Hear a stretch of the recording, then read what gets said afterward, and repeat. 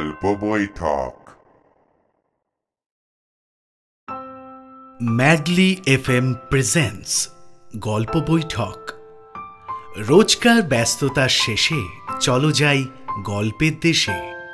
শুক্রবারের গল্প বৈঠকে আজকের সফরে থাকছে গ্রাম বাংলার ভূতের গল্প, সিদ্ধার্থ সিংহের লেখা নিশি যাপন। তাহলে চলুন শুরু করা যাক।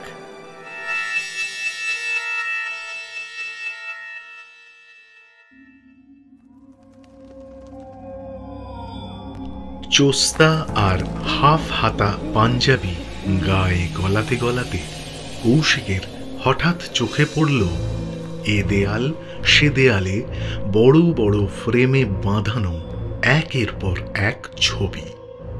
ফ্রেমগুলোর ফাঁক ফোঁকর থেকে চুন সুরকি খসে খসে দাঁত মুখ বেরিয়ে আসা দেখে তার মনে হলো এগুলো ঢাকার জন্যই বুঝি এই ফ্রেমগুলো এখানে টাঙানো হয়েছে।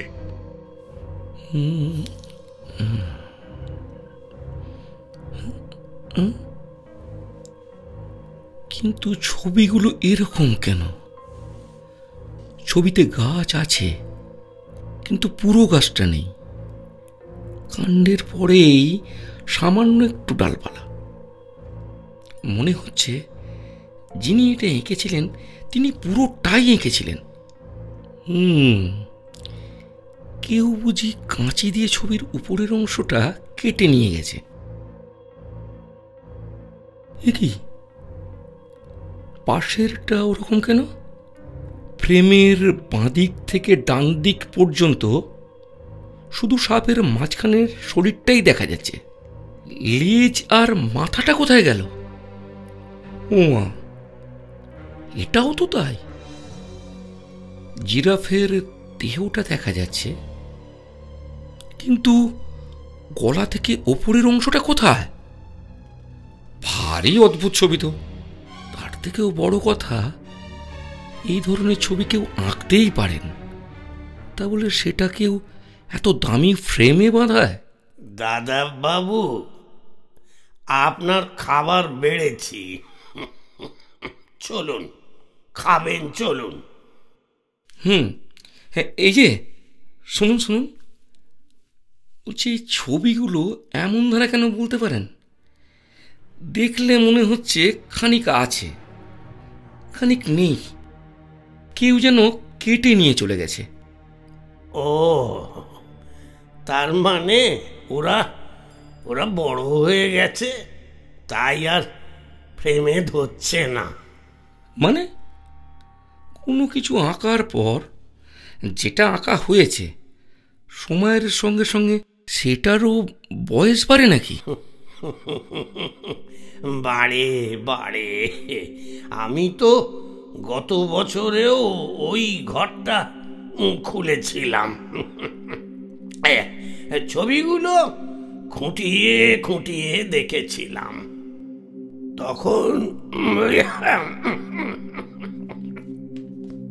তখন মাথা আর লেজ পুরো ফ্রেম জুড়ে ছুঁই ছুঁই করছিল। আগে তো এইটুকুনি ছিল। কি বলছেন? সেই জন্যেই তো বাকি ঘরগুলো খুলি না। কেন? সেসব কথা এখন থাক, খাওয়া দাওয়া করুন, রেস্ট নিন, পরে শুনবেন ক্ষণ। পরে কেন? নিশ্চয়ই কোনো একটা গন্ডগোল আছে। বেশ বেশ, ঠিক আছে। সেই কোন সকালে উত্তর কলকাতার হাতিবাগান থেকে রওনা হয়েছে কৌশিক। তারপর ট্রেনে করে ক্যানিং থেকে অটো করে সোজা জ্যোতিষপুরের ধলার মোড়। এটা সুন্দরবনের মধ্যে হলেও এটাকে ঠিক সুন্দরবন বলা যাবে না, বলতে হবে দ্য গেটওয়ে অফ সুন্দরবন। পেছনের সিটে দুজনের মাঝখানে কোনো রকমে চাপাচাপি করে বসেছিল ও। প্রায় 40 মিনিট জার্নি করার পর অটো থেকে নেমে ভাড়া মিটিয়ে চারপাশে তাকাতেই কৌশিক একেবারে ধারে বসলে নিশ্চয়ই এগুলো দেখতে দেখতে আসা যেত। এই রকম নৈসর্গিক দৃশ্য সে বহুদিন দেখেনি। চারিদিকে খাঁ খাঁ করছে খোলা মাঠ, 2 হাত দূরে দূরে বিশাল বড় বড় গাছ, কি সুন্দর ফুরফুরে হাওয়া, মাটির সরু রাস্তা, এটাকেই বলে আদর্শ গ্রাম। ডাক্তার তাকে বলেছিলেন, সকালে একটু হাঁটাহাঁটি করবেন, বুঝলেন? পারলে মাটির ওপরে খালি পায়ে হাঁটবেন। তার নর্থ ক্যালকাটায় মাটির রাস্তা কোথায় পাবে? পার্কগুলো তো এখন সিমেন্টে বাঁধানো। তাই মাটির এমন রাস্তা দেখে খালি পায়ে হাঁটার লোভ আর সামলাতে পারল না কৌশিক।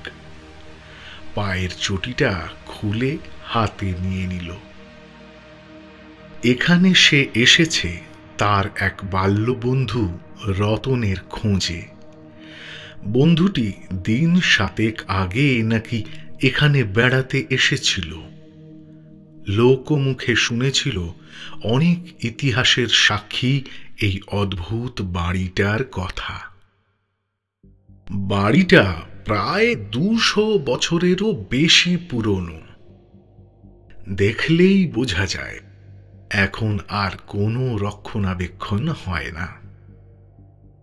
ক্যানিং সাহেব যখন এখানকার প্রাকৃতিক সৌন্দর্যে মুগ্ধ হয়ে শিয়ালদা টু ডায়মন্ড হারবার ট্রেন লাইনটাকে সোনারপুর থেকে ক্যানিং টেনে নিয়ে এলেন, তখন নাকি স্বয়ং ক্যানিং সাহেব এই বাড়িতেই কয়েকদিন কাটিয়েছিলেন। সুন্দরবনের অনেক জলদস্যুরাও মাঝে মাঝে এখানে গা ঢাকা দিয়ে থাকত। 12 ভূঁইয়ারাও অনেক গোপন মিটিং করত এখানে। কত স্বাধীনতা সংগ্রামী যে লালমুখ পুলিশের চোখে ধুলো দিয়ে এখানে রাতের পর রাত কাটিয়েছে তার কোনো হিসেব নেই। এই বাড়িটার প্রতিটি ইটের খাঁজে খাঁজে নাকি ইতিহাস লুকোনো আছে। সেই ইতিহাসের খোঁজ করতেই এসেছিল রতন। থাকার কথা ছিল 3 দিন, কিন্তু 3 দিন কেন, আজ 7 দিন হতে চলল সে ফেরেনি। তার মা, বাবা, দিদি, জামাইবাবুরা নাকি তার সঙ্গে মোবাইলে বহুবার যোগাযোগ করার চেষ্টা করেছেন। প্রথম রিং হতো, এখন ওরা যতবার ফোন করছেন বলছে সুইচ অফ। তাই তার মা বাবা কৌশিককে এখানে পাঠিয়েছে ছেলের খোঁজ নিতে। খোঁজ করে করে সে যখন এখানে এসে পৌঁছল তখন 3টে বেজে গেছে। বাড়িটা দেখে সে একদম অবাক। কয়েক বিঘে জমির উপরে এই বাড়ি। চেহারা দেখেই মনে হচ্ছে পুরনো আমলের জমিদার বাড়ি। একেবারেই ভগ্ন দশা। কত যুগ যে এর গায়ে সিমেন্ট বালি পড়েনি, রং হয়নি, কে জানে। পলেস্তারা খসে খসে ইটগুলো বেরিয়ে পড়েছে। দেয়াল ফুঁড়ে গজিয়ে উঠেছে কত বট অশ্বত্থ। এটাই সেই বাড়ি তো। মূল ফটক দিয়ে ঢোকার সময় দেখল ডান দিকের দেয়ালে হাতখানেক চওড়া একটা শ্বেত পাথরে খোদাই করে কি যেন একটা লেখা, কিন্তু কি লেখা সেটা আর পড়া যাচ্ছে না। অক্ষরের চলটাগুলো উঠে উঠে গেছে, তার উপরে বছরের পর বছর ধরে জমেছে ধুলোবালির পরত। এটাই নিশ্চয়ই এই বাড়িটার নাম লেখা আছে। তাই ও হাত দিয়ে ঘষে ঘষে ময়লা পরিষ্কার করে পড়ার চেষ্টা করল।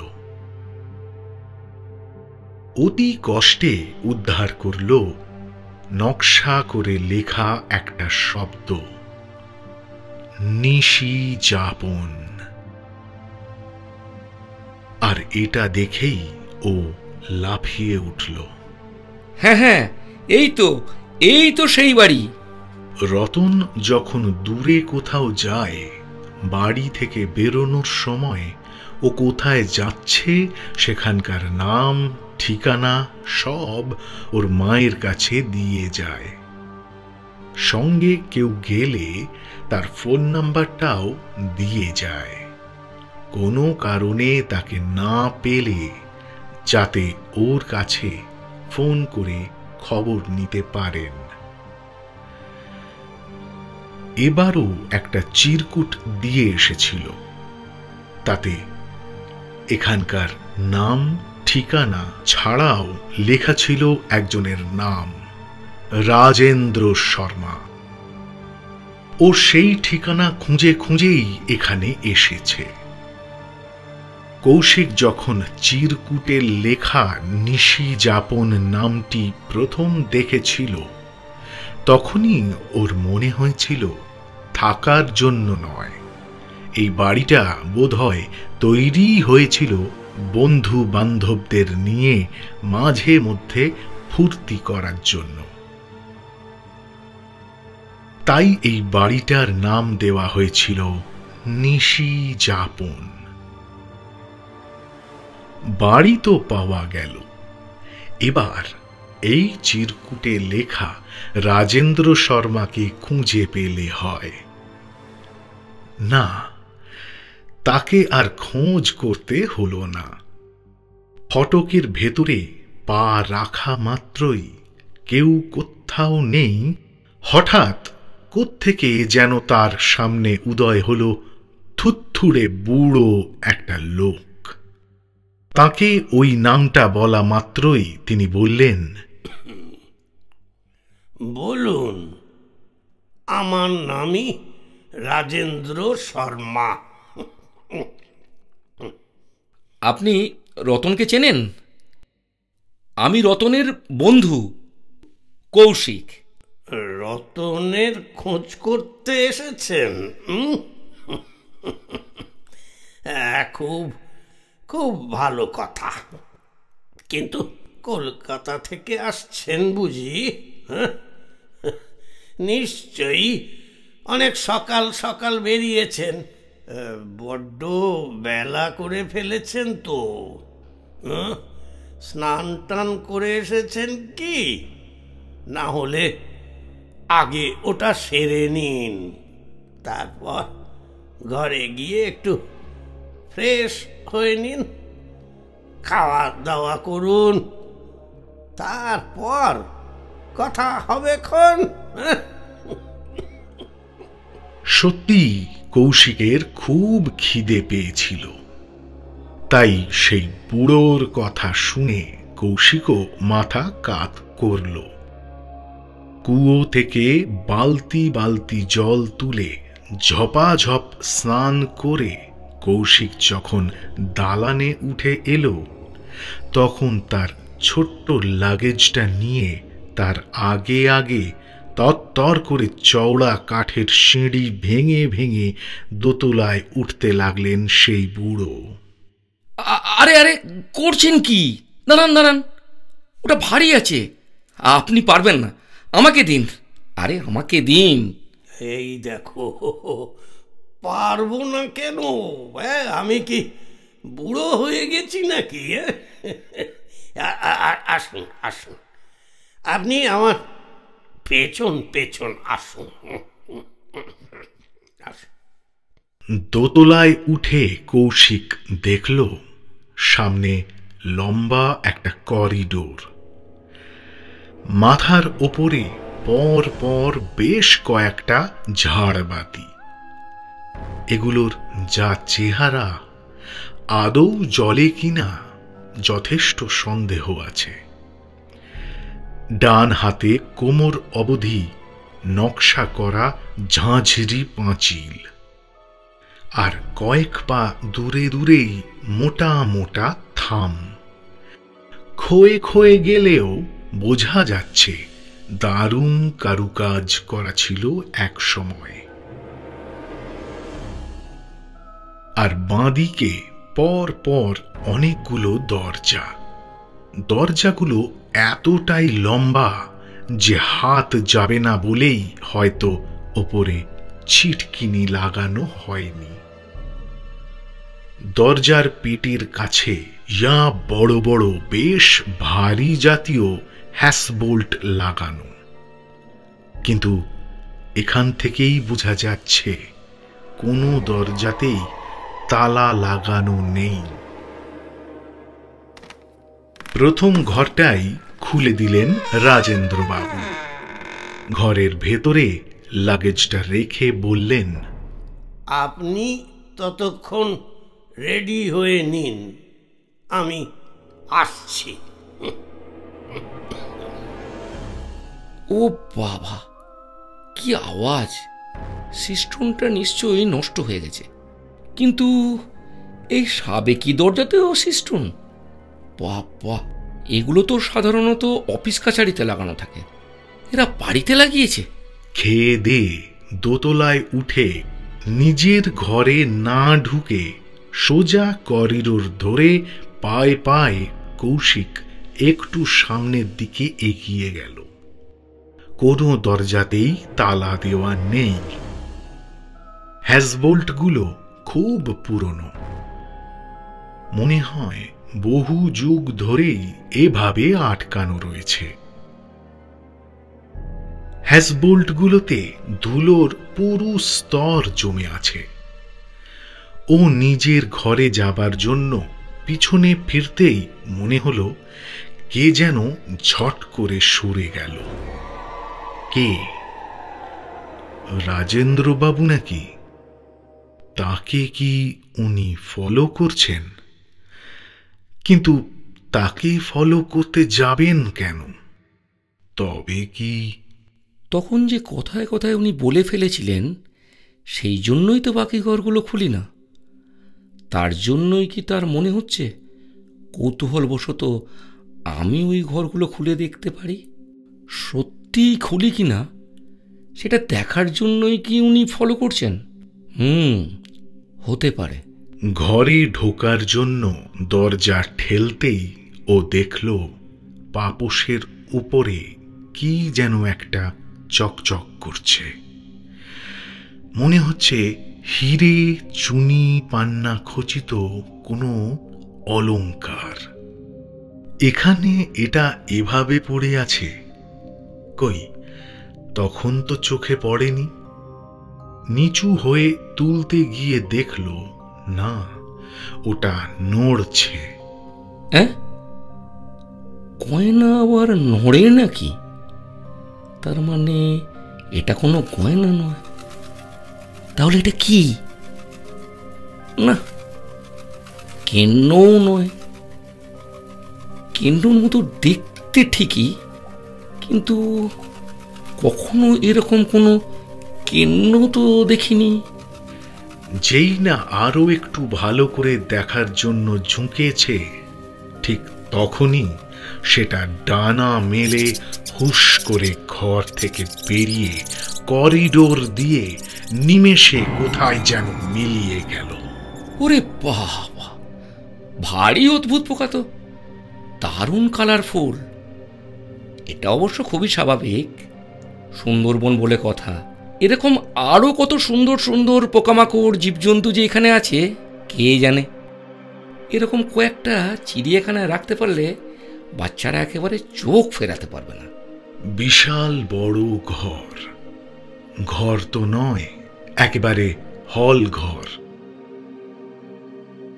ঘরটার মধ্যে পর পর বেশ কয়েকটা দরজার সমান বিশাল বিশাল আদ্যিকালের জানালা, খড়খড়িওয়ালা।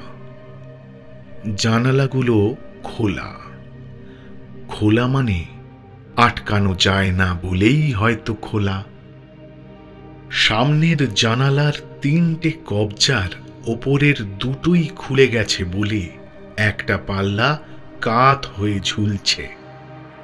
কবজাটা নিশ্চয়ই খুব মজবুত, তা না হলে অত ভারী জানালার পাল্লাটাকে ধরে রাখতে পারত না। তবু তার মনে হলো যে কোনো সময় সামান্য দমকা বাতাসের তোড়ে খুলে পড়তেই পারে। বাকিগুলোর ওই একই দশা। বোঝা যাচ্ছে এগুলো দেখাশোনা করার কেউ নেই। সেই জানালাগুলো থেকে পড়ন্ত বেলার যথেষ্ট আলো ঢুকছে ঠিকই, তবু লাইট জ্বালালো কৌশিক। আর লাইট জ্বালাতেই চমকে উঠল। দেখল সামনের দেওয়ালের শেষ প্রান্ত পর্যন্ত খালি ফ্রেম আর ফ্রেম। আজকের সফরে শুনছেন গল্প বৈঠকের আজকের গল্প সিদ্ধার্থ সিংহের নিশি যাপন। এখনো পর্যন্ত যদি ম্যাডলি FM কে সাবস্ক্রাইব না করে থাকেন তাহলে এখনই করুন। Kindly subscribe to our madly FM official YouTube channel. তাহলে চলুন সফরে ফেরা যাক।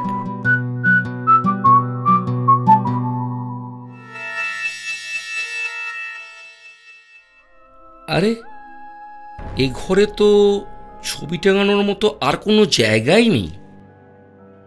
তাহলে ওই খাটের পায়ায় হেলান দিয়ে পরপর কতগুলো ফ্রেম রাখা কেন?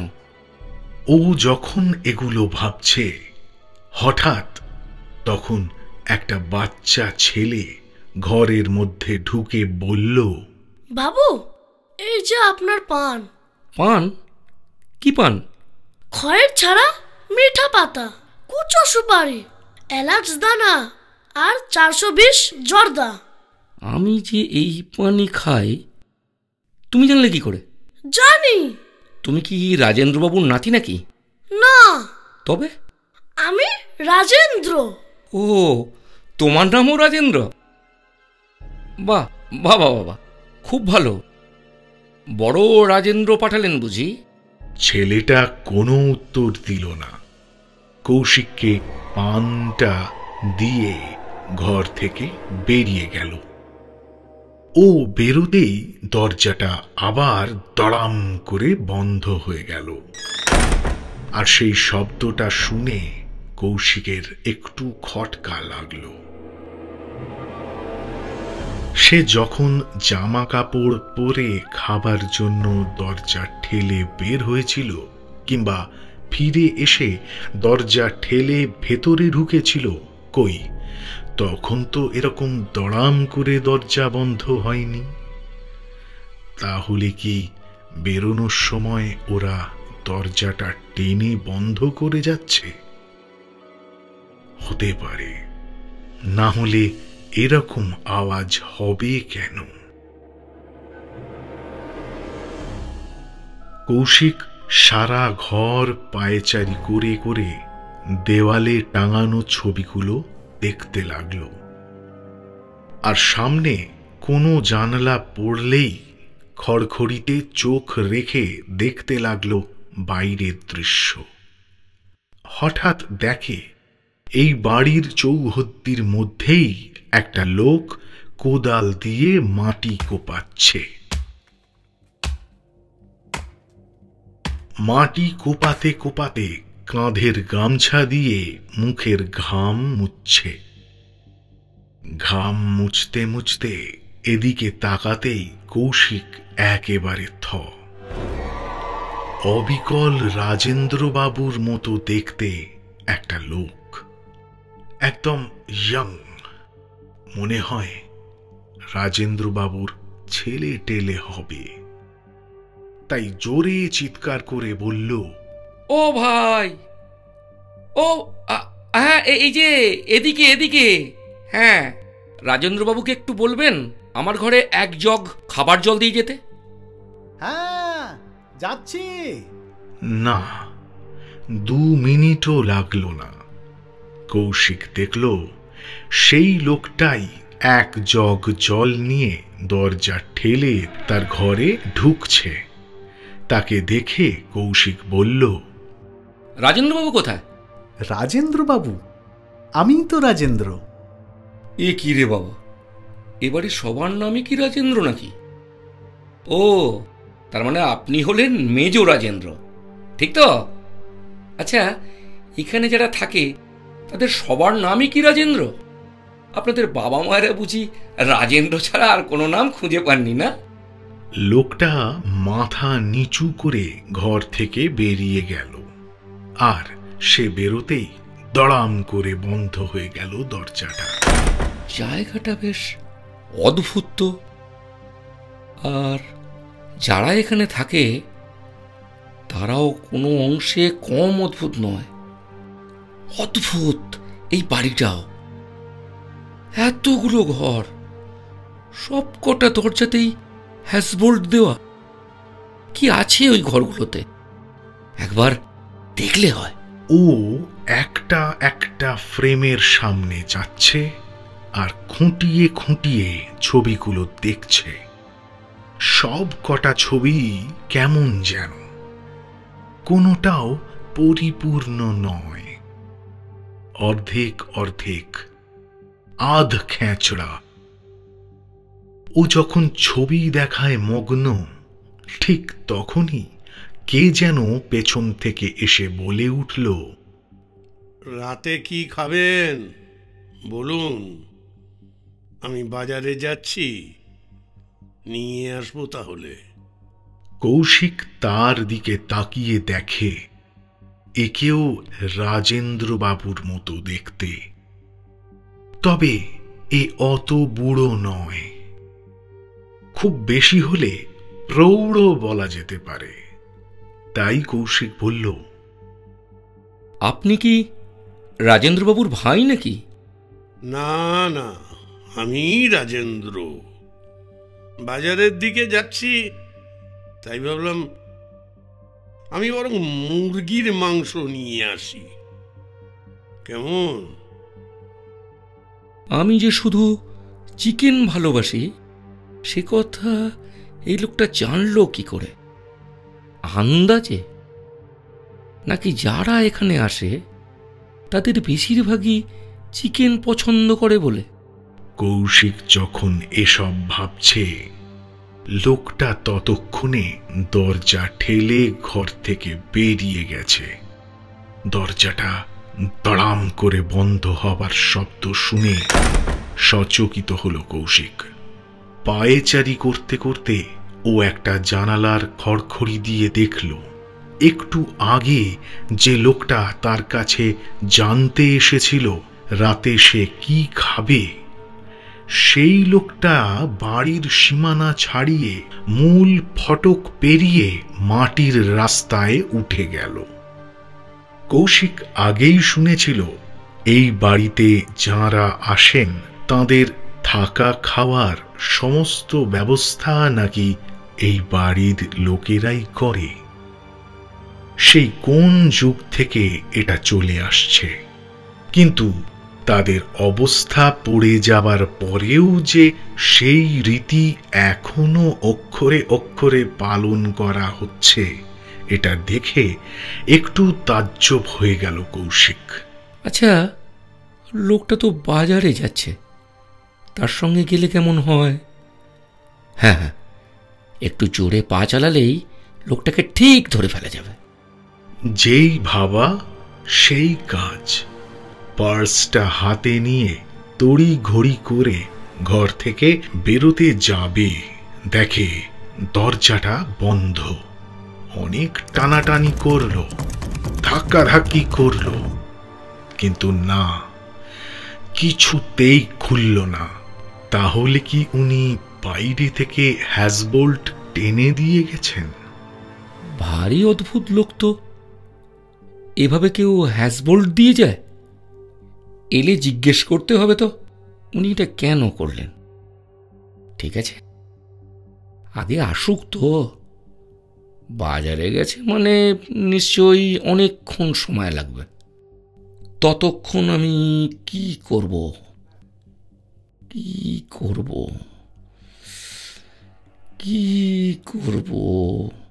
এমন সময় হঠাৎ ওর চোখ পড়ল ওদিককার পালঙ্কের পায়ায় পর পর হেলান দিয়ে রাখা ফ্রেমগুলোর ওপর। আচ্ছা, ওই ফ্রেমগুলোতেও কি দেওয়ালে টাঙানো অর্ধেক ছবির মতোই অসমাপ্ত ছবি বাঁধানো নাকি? দেখি তো। ফ্রেমগুলোর কাছে গিয়ে ফুঁ দিয়ে ধুলো উড়িয়ে একদম প্রথম ফ্রেমটা হাতে তুলে নিয়ে কৌশিক দেখল, খাওয়ার পরে যে ছেলেটা তাকে পান দিতে এসেছিল এটা সেই ছেলেটার ছবি। ছবির নিচে বড় বড় অক্ষরে লেখা ক্যাপশন, রাজেন্দ্র শর্মা, বয়স 12 বছর। কৌশিক সেটা মেঝেতে নামিয়ে রেখে পরের ছবিটা তুলে নিল। দেখল যে লোকটা তাকে জলের জগ দিতে এসেছিল এটা তার ছবি। ছবির নিচে লেখা রাজেন্দ্র শর্মা, বয়স 34 বছর। তারপরের ছবিটা তুলে দেখে যে খানিক আগে এসে তাকে জিজ্ঞাসা করেছিল রাতে কি খাবেন, এটা তার ছবি। নিচে লেখা রাজেন্দ্র শর্মা, 52 বছর। তারপরে ছবিটা সামনে মেলে ধরতেই কৌশিক দেখল এ বাড়িতে ঢোকা মাত্র যে থুথুড়ে বুড়ো লোকটা তাকে বলেছিলেন, বড্ড বেলা করে ফেলেছেন তো, স্নান টান করে এসেছেন কি?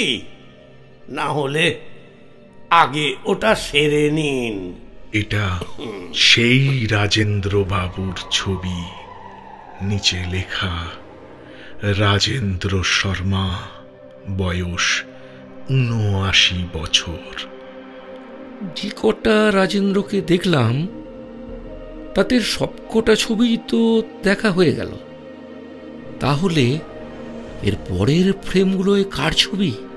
পরের ফ্রেমটা তুলতেই দেখে ছবি নয়, তুলি দিয়ে বড় বড় অক্ষরে বিভিন্ন রঙের লেখা।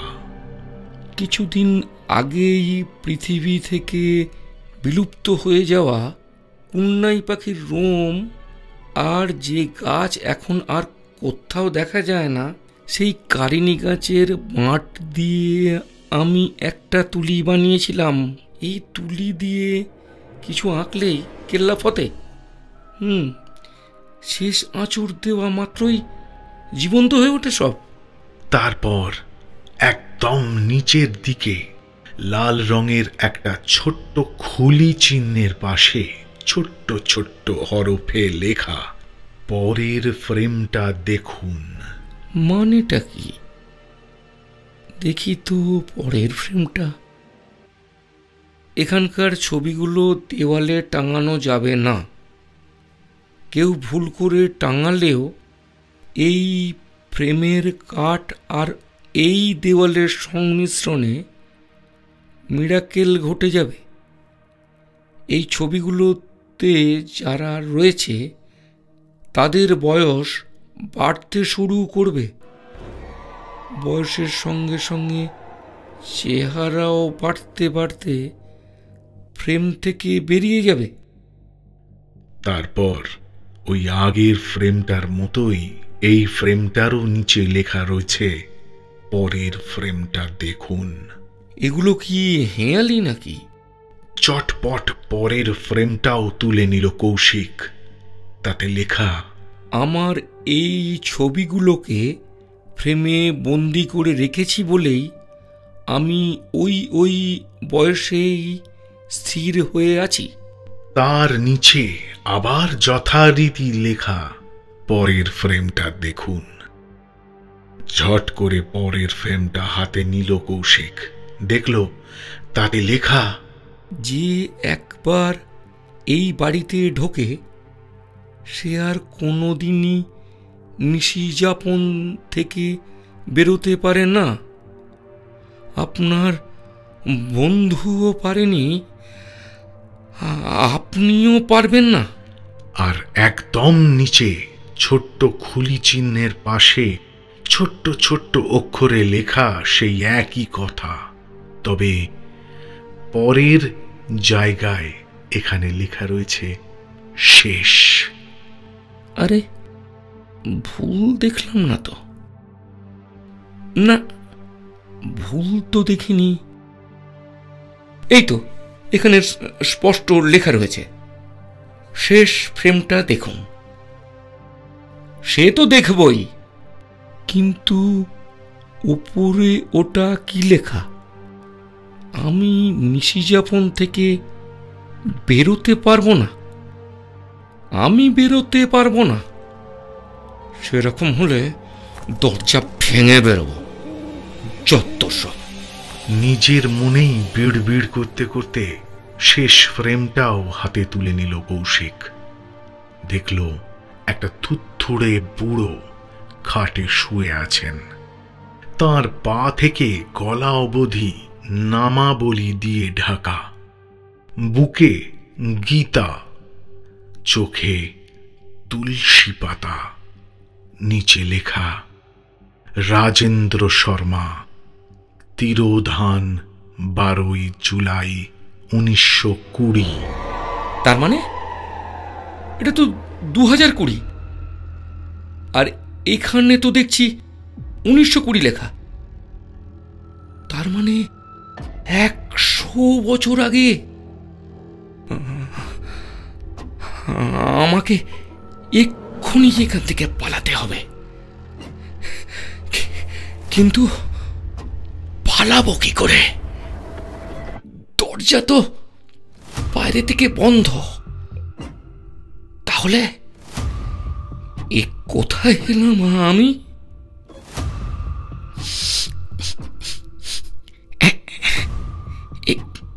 কেমন যেন একটা পচা পচা আসতে গন্ধ না? কোত্থেকে আসছে এটা? এতক্ষণ তো ঘরের মধ্যেই ঘুরছিলাম, কই কই কোথাও তো কিছু চোখে পড়েনি। তাহলে কি এই খাটের নিচে থেকে? ঝপ করে পালঙ্ক থেকে নেমে ঝুলে থাকা বিছানার বাড়তি চাদরটা এক হাত দিয়ে তুলে খাটের তলায় তাকাতেই ও দেখল একটা লোক টান টান হয়ে শুয়ে আছে। এত দুর্গন্ধ, নাক রাখা যাচ্ছে না। লোকটার গায়ে সাদা সাদা ওগুলো কি কিলবিল করছে, মনে হচ্ছে পোকা ধরে গেছে। কিন্তু কার বডি এটা? কার? ঝট করে উঠে পকেট থেকে মোবাইলটা বের করলো কৌশিক। তারপর মোবাইলের টর্চ জ্বালিয়ে লোকটার মুখের ওপর আলোটা ফেলতেই আঁতকে উঠল সে। কিন্তু রতন, রতনের বডি। তাহলে তাহলে আজকেই কি আমার জীবনের শেষ দিন? না, আমাকে আমাকে বাঁচতে হবে, আমাকে আমাকে বাঁচতে হবে। কোথায় পালাচ্ছে? বাইরে যাবে? আসুন আসুন। বাবু, এই যে আপনার পান। না, করতে এসেছেন? কাকে খুঁজছেন? রাজেন্দ্র বাবুকে? আমি তো রাজেন্দ্র। না না না না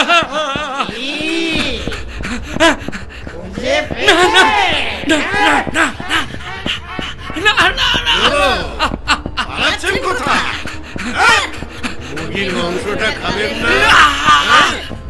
আমাকে বাঁচতে দাও, আমাকে বাঁচতে দাও, আমাকে বাঁচতে দাও না। আর বেরোনো যায় না।